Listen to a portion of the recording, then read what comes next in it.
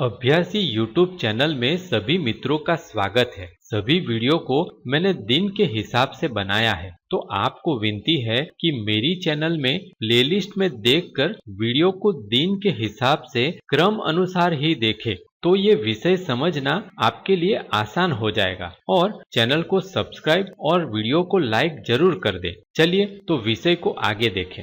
છેલ્લા થોડાક વિડીયોની અંદર આપણે જોયું સ્ટ્રક્ચર અને એરેઝ વિશે। હવે સ્ટ્રક્ચર વિશે આપણે એ જોયું કે એ અલગ અલગ પ્રકારના જે વેરિયેબલ છે એનું ગ્રુપ આપણે સ્ટ્રક્ચરમાં બનાવી શકીએ છીએ અને એ જે એક સ્ટ્રક્ચર છે એને એક વેરિયેબલમાં આપણે સ્ટોર કરી શકીએ અથવા તો એ વેરિયેબલનો આપણે એરે બનાવી અને એક કરતાં વધારે વેરિયેબલની અંદર પણ એ આખું ગ્રુપ સ્ટોર કરી શકીએ। તો એ બાબત આપણે અગાઉના વિડીયોની અંદર શીખી ગયા। હવે એ બાબતની ઉપરથી આપણે એમ્પ્લોયની સેલરી શોધવા માટેનો આપણે એક પ્રોગ્રામ બનાવવો છે અને એની અંદર પણ આપણે એક એમ્પ્લોય નહીં પણ આપણે 5 એમ્પ્લોયની સેલરી શોધવા માટેનો પ્રોગ્રામ બનાવવો છે। આપણે જે એમ્પ્લોયનો બધો ડેટા છે એનું એક ગ્રુપ બનાવવું છે સ્ટ્રક્ચરથી। તો કઈ રીતનું આપણે બનાવવું છે હું અહીંયા તમને બતાવું। જે પહેલી બાબત છે એ આપણે લઈશું કે એમ્પ્લોયનું નેમ। હું અત્યારે મારું નામ અહીંયા એન્ટર કરીને તમને બતાવું છું કે આ રીતનું આપણે હોઈ શકીએ, આપણે કોઈ પણ નામ લઈ શકીએ। તો આપણે એક એમ્પ્લોયનું નેમ લઈશું। એ જ રીતે આપણે એનો બેઝિક પગાર લેવો છે। ધારો કે આપણે એનો બેઝિક પગાર 1000 રૂપિયા લઈએ। જો 1000 રૂપિયા લઈએ તો પછી આપણે એના ઉપરથી HRA કેલ્ક્યુલેટ કરવું છે। HRA એટલે કે હાઉસ રેન્ટ એલાઉન્સ। તો ઘર ભાડું વગેરે મળતું હોય એ આપણે કેલ્ક્યુલેટ કરવું છે કે ધારો કે આપણે બેઝિકના 10% લેવા છે એટલે આપણને જો ધારો કે આપણે 1000 રૂપિયા નાખ્યા હોય તો અહીંયા 100 રૂપિયા મળવા જોઈએ। એ જ રીતે આપણે CA લેવું છે। CA એટલે કે કન્વેન્સ એલાઉન્સ। ગાડી ભાડું વગેરે આપણને મળતું હોય છે તો એ આપણે ગણતરી કરવી છે કે જેની અંદર આપણે જોઈએ તો કે એ બેઝિકના 5% હોવું જોઈએ। એટલે કે જો આપણે 1000 નાખ્યું હોય તો એ 50 રૂપિયા અહીંયા બતાવવું જોઈએ। અને ત્યાર પછી આપણે બીજું લેવું છે DA। DA એટલે કે ડિયરનેસ એલાઉન્સ, એટલે કે જે વધારેનું ભથ્થું મળતું હોય તે, અને એ આપણે 25% બેઝિકના લેવા છે। એટલે જો આપણે 1000ના 25% કરીશું 250 રૂપિયા આપણને આવવું જોઈએ। અને એ જ રીતે આપણે એના ઉપરથી નેટ ટોટલ શોધીશું કે આપણે આ બધી વસ્તુનો પ્લસ થશે તો આપણને 1400 રૂપિયા જવાબ મળવો જોઈએ। એની માટે આપણે એક સ્ટ્રક્ચર બનાવીશું કે જેને આપણે નામ આપીએ ડેટા। એ જ રીતે એનો વેરિયેબલ બનાવીશું EMP નામનો। આમ તમે એનું કોઈ પણ નામ લખી શકો, પણ અત્યારે મેં તમને ખાલી ગાઈડલાઈન આપેલી છે કે તમે કઈ રીતે આ બાબતોને બનાવી શકે। તો આટલા વેરિયેબલનું આપણે એક સ્ટ્રક્ચર બનાવવું છે અને એ સ્ટ્રક્ચરની ઉપરથી આપણને આ રીતનું આઉટપુટ મળવું જોઈએ કે અહીંયા આપણને આવી રીતના લખેલું આવવું જોઈએ કે એમ્પ્લોય નેમ, અને એની બાજુમાં નેમ આવવું જોઈએ। ત્યાર પછી નીચેની લાઇનની અંદર એક લાઇન છોડીને આ રીતે આપણે લખેલું જોવા મળે કે basic HRA CA DA net, અને આપણે અહીંયા એક વ્યક્તિનો આખું કમ્પ્લીટ એ જોવા મળે। ત્યાર પછી અહીંયા બીજા વ્યક્તિનો ડેટા છે એ આવે। તો એવી રીતે આપણે 5 વ્યક્તિના ડેટાનું આપણે પ્રિન્ટ આઉટ જોઈએ છે અને એટલા માટે આપણે 5 વ્યક્તિના ડેટા આપણે ઇનપુટ કરવાના થશે અને 5 વ્યક્તિનું આ રીતનું આઉટપુટ આપવાનું થશે। તો આ બધી બાબતો આપણે સ્ટ્રક્ચરથી બનાવી છે।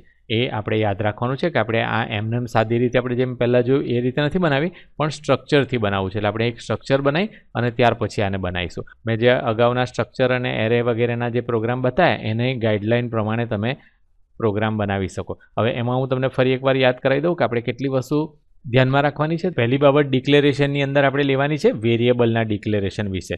તો વેરિયેબલના ડિક્લેરેશનમાં જોઈએ તો આપણે વેરિયેબલના નામ વિશે જોવાનું છે કે આ જે આટલા વેરિયેબલ છે એ વેરિયેબલનું આપણે શું નામ આપીશું। જો કે સ્ટ્રક્ચર અને એના વેરિયેબલનું નામ મેં તમને બતાવી દીધું છે કે આપણે ડેટા અને EMP લઈશું, પણ આપણે આ બધા વેરિયેબલ છે એનું નામ આપણે નક્કી કરવાનું થશે।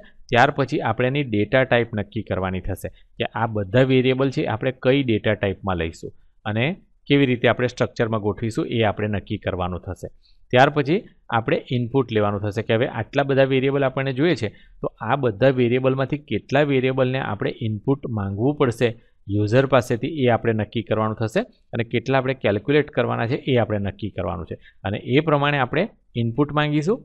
ત્યાર પછી આપણે પ્રોસેસની અંદર જેટલા પણ વેરિયેબલને કેલ્ક્યુલેટ કરવાના હોય એ બધા વેરિયેબલને કેલ્ક્યુલેટ કરીશું અને ત્યાર પછી આપણે આઉટપુટની અંદર આ રીતનું આઉટપુટ આપણે આપીશું। તો આ જે ગાઈડલાઈન છે મેં તમને પહેલાં જ પ્રોગ્રામથી આ ગાઈડલાઈન બતાવેલી છે તો આ તમારે યાદ રાખવાની છે કે આના પ્રમાણે આપણે પ્રોગ્રામ બનાવવાનો છે. આના પછીના વિડીયોની અંદર મારો જવાબ તમને બતાવીશ કે મેં કઈ રીતે આ આખો પ્રોગ્રામ બનાવેલો છે, પણ તમે એ યાદ રાખો કે તમારે મારો જે જવાબ છે એ ડાયરેક્ટલી જોઈ લેવાનો નથી. કારણ કે જો તમે મારો જવાબ ડાયરેક્ટલી જોઈ લેશો તો હું તમને ફરી વિનંતી કરું છું કે તમે કદી પણ પ્રોગ્રામિંગ નહીં શીખી શકો.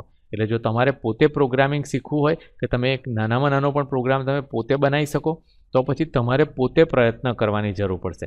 અને એટલા માટે તમે પોતે પહેલાં મેં જે ગાઈડલાઈન આપેલી છે એના પ્રમાણે એક તમારો પ્રોગ્રામ બનાવો.